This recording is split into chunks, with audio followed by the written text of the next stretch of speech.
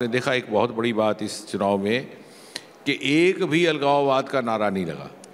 पहले अक्सर क्या हुआ करता था कि हड़ताल की कॉल होती पाकिस्तान इस्लामाबाद से, बाइकआउट की कॉल होती यहाँ से अलगाववादी दलों की ओर से, और 8-10% वोट पड़ता इन तथाकथित मुख्य धारा की पार्टियों को जो अपने आप को मुख्य धारा कहते हैं, और वही लोग विधायक भी बन जाते, वही लोग सांसद भी बन जाते, उन्हीं की सरकार बन जाती। तो इस बार वही दृश्य था जो देश के किसी और राज्य प्रदेश में होता है। खुल चल करके लोग भी वोट डालने आए और उसी तरह से बाहरी उत्साह के साथ उम्मीदवार भी भारी संख्या में आए। तो मुझे लगता है 370 का विषय अब, क्योंकि दूसरा ये भी है कि आम आदमी ये समझने लगा है जी कि 370 की आड़ में उसको नुकसान हुआ और फ़ायदा उन लोगों को हुआ जो अपना राजनीतिक स्वार्थ उसके आगे कर रहे थे। एक बड़ी महत्वपूर्ण बात जो अक्सर मीडिया में बहुत ज़्यादा हाईलाइट नहीं होती, ये चुनाव पहली बार 50 बरस के बाद लगभग जम्मू कश्मीर के लोग विधानसभा 5 बरस के लिए चुन रहे हैं।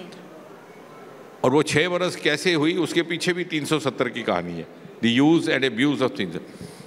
वो किस्सा यूँ हुआ कि पुराने लोगों को शायद स्मरण होगा कि 1975 में जब इंदिरा जी ने इमरजेंसी लगाई तो उन्होंने एक संशोधन लाया था, अमेंडमेंट 42, 43। उसमें बहुत सारे बदलाव किए गए थे, एम्बलम बदला इत्यादि इत्यादि। और उसमें एक ये भी था कि विधानसभा और लोकसभा का कार्यकाल 5 वर्ष से बढ़ा करके 6 वर्ष कर दिया गया, क्योंकि उस समय उनके पास कुछ इंटेलिजेंस रिपोर्ट्स थी कि अभी इतना अनुकूल नहीं है समय चुनाव के लिए, और अधिकतर राज्यों में चूँकि कांग्रेस की सरकार हुआ करती थी तो उसको 6 साल कर दिया गया। पर 3 ही बरस के बाद जब मोरारजी भाई देसाई की सरकार बनती है तो ये निर्णय लिया जाता है कि ये लोकतांत्रिक मूल्यों के अनुकूल नहीं है, तो इसको वापस 5 बरस किया। अब देखिए जम्मू कश्मीर में क्या हुआ।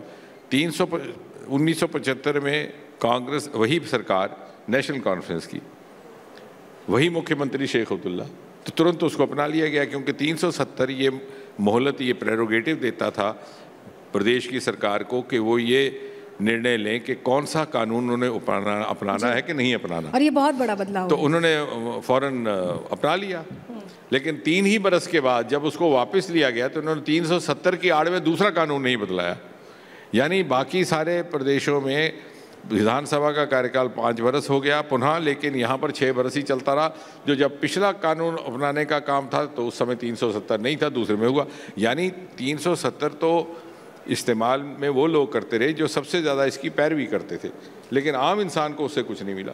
अब एक और उदाहरण आपको देता हूँ जहाँ आम इंसान की दृष्टि से, ये मोदी जी के आने के बाद और 370 हटने के बाद पंचायती राज का 73-74 एक अमेंडमेंट है, बड़ा अक्सर उसका वर्णन किया जाता है, क्योंकि उससे तहत जो पंचायत के प्रतिनिधि रहते हैं, पंच सरपंच या जो निगमों के प्रतिनिधि, उनके पास केंद्र की राशि सीधी सीधी जाती है।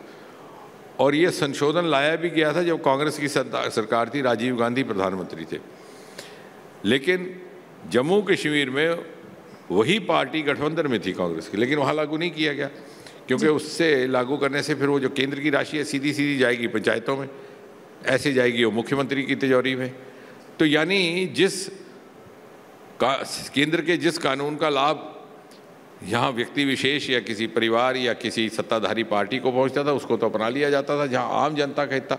तो कहने का तात्पर्य कि अब ये लोग बात समझने लग गए हैं, चाहे उनका राजनीतिक दल कोई भी हो। लेकिन सर जिस 370 का जिक्र आप कर रहे हैं, उसी 370 पर कांग्रेस अभी भी अड़ी हुई है। आप ये कह रहे हैं आम लोगों को उससे मतलब नहीं है, वो तो चुनाव में भी गए, जनता के बीच मुद्दा उठाया 370 का, और वो ये कह रहे हैं कि आपने भले ही मुख्यमंत्री पद की शपथ ले ली हो अब्दुल्ला साहब को, लेकिन हम आपके साथ नहीं जाएंगे जब तक आप इस पर अपना स्टैंड क्लियर नहीं करेंगे। एक तरफ आप कहते हैं कि हमको बर्दाश्त नहीं है 370 हटाना, फिर आप कहते हैं केंद्र के साथ मिलकर काम करना है। वो तो नाराजगी जाहिर करे, लेकिन चुनाव साथ में लड़ा है। नहीं, वो कांग्रेस पार्टी की भी जो दोहरी नीति है ना, वो भी लोगों के आगे बेनकाब हो जाएगी। पहले तो कांग्रेस से ये पूछना चाहिए कि आपका क्या मौक़िफ़ है, कि आप 370 के हक में हैं कि नहीं है। वो ना इधर है ना उधर है, क्योंकि एक ज़माना था जब कांग्रेस लीडरों के बारे में एक कहावत मशहूर थी, ख़ास तौर से पत्रकार हलकों में, कि वो अपनी जेब में, जम्मू कश्मीर को लेकर के अपनी जेब में 3 प्रेस नोट रखते थे। एक बांट देते थे श्रीनगर, दूसरा बांट देते थे जम्मू, तीसरा बांट देते थे जाकर के दिल्ली। और अखबार का ज़माना था, इलेक्ट्रॉनिक मीडिया था नहीं, 3 दिन के बाद अखबार छपती, तीनों नोट तीनों जगह बिक जाते।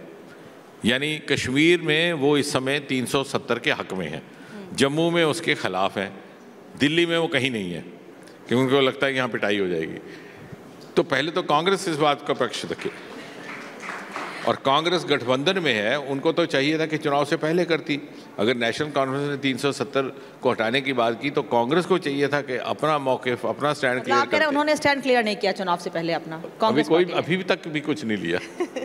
अच्छा, अब नई सरकार बन रही है जम्मू कश्मीर में, आप लोगों ने जम्मू में बहुत अच्छा प्रदर्शन किया है। आपने कहा भी, मैंने 2 दिन पहले आपका बयान सुना कि अब अछूत नहीं है बीजेपी जम्मू कश्मीर में।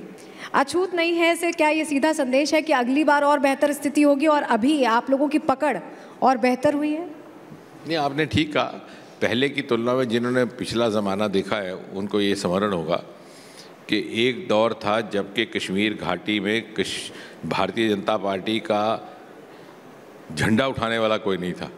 हमें पदाधिकारी ढूंढ ढूंढ के निकालने पड़ते थे, और आपको याद होगा कि झंडे के लिए कितनी यात्राएं निकाली जाती थी और कितना बड़ा एक अभियान, कितना बड़ा संघर्ष का विषय बनता। आज हर घर पर भारतीय जनता पार्टी का झंडा, कार्यकर्ता वहाँ मौजूद हैं, एक हाथ में तिरंगा, एक हाथ में कमल का निशान लेकर के चल रहे हैं।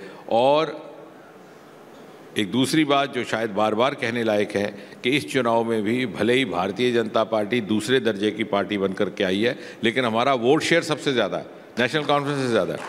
और दूसरी बात, जहां हमारा वोट शेयर कुल मिलाकर के 25-26% है, वहां कश्मीर घाटी में भी हमारा वोट शेयर बड़ा पहले हम मात्र 1.5-2% हुआ करते थे, इस बार वहां पर भी हम लगभग 6% के पास है। हमारे बहुत सारे ऐसे कश्मीर घाटी के ऐसे चुनावी क्षेत्र हैं, कॉन्स्टिट्यूंसीज हैं जहां हम नंबर 2 पर है। यानी एक ज़माने में तो ज़मानतें नहीं मिलती थी, आज हम वहाँ नंबर 2 पर है। कई ये कॉन्स्टिट्यूंसी मात्र 1,500-1800 वोट से हम पीछे रहे हैं। इसका अर्थ ये होगा कश्मीर घाटी में हमको वोट पड़ा है। तो ये एक बहुत बड़ा बदलाव है, एक बड़ा लंबा जर्नी है, और इसका आगाज़ हुआ है, उस दिशा में हम चल पड़े हैं, और निश्चय हमें विश्वास है कि अगली बार हमारी और इनरोड्स बढ़ेंगी।